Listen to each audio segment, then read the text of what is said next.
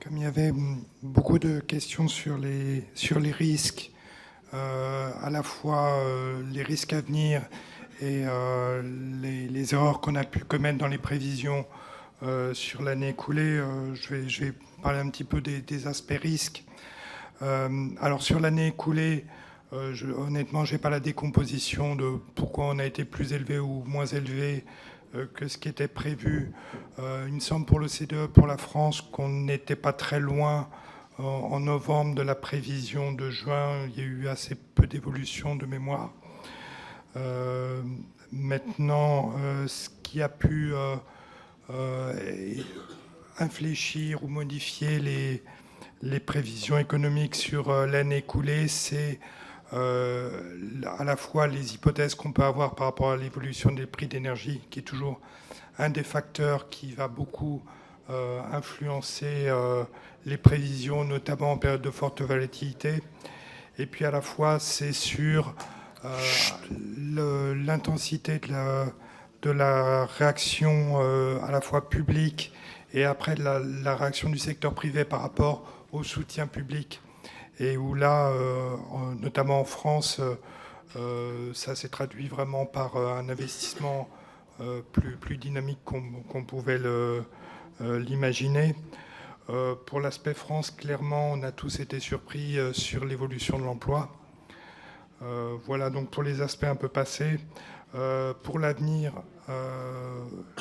il faut voir que les prévisions qu'on fait s'appuient sur des données d'enquête conjoncturelle qui nous permettent d'avoir une visibilité assez bonne à 3 mois. Pour la suite du parcours, les prévisions, c'est beaucoup la réplication de cycles économiques passés en se fondant sur des hypothèses standardisées du type stabilité, des hypothèses de prix de l'énergie, des taux de change, etc. Souvent des modèles qui vont nous amener à retrouver en fin de parcours la croissance potentielle ou à se situer un peu en dessous, un peu au-dessus. Donc c'est vraiment des modèles très standardisés à partir desquels on va construire des scénarios sur, par exemple, l'emploi en France, l'effet de l'apprentissage et ce genre de choses. Mais bien sûr, par rapport à ces projections assez standardisées, à ces scénarios qu'on peut faire, il y a beaucoup d'aléas qui peuvent intervenir. En premier lieu, je dirais que le plus gros aléa, c'est toujours les aléas internationaux, notamment sur les prix de l'énergie, mais pas seulement. Vous voyez sur les graphiques très souvent que les trajectoires finalement sont très similaires au niveau cyclique entre les pays, notamment au niveau de la zone euro. Après, il y a des phénomènes structurels un peu différents selon les pays, bien sûr, mais les cycles sont très souvent coïncidents.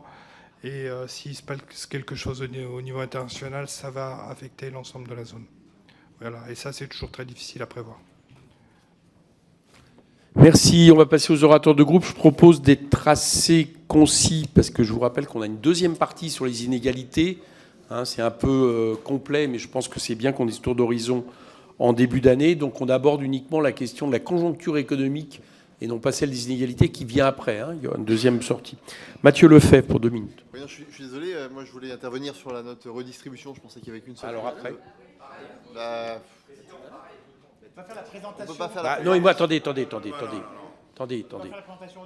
Alors, non, mais ce qu'on va faire, c'est beaucoup plus simple. On va prendre les orateurs qui voulaient intervenir sur la conjoncture et on va continuer sur la présentation. C'est quoi le problème? Vous continuez pas à rester? Ah bah oui, mais moi, c'était ce qui était prévu et voulu qu'on distingue les deux. Alors donc, ou alors on fait la présentation inégalité, si vous voulez, tout de suite. Ok, pas de problème. Pas de souci.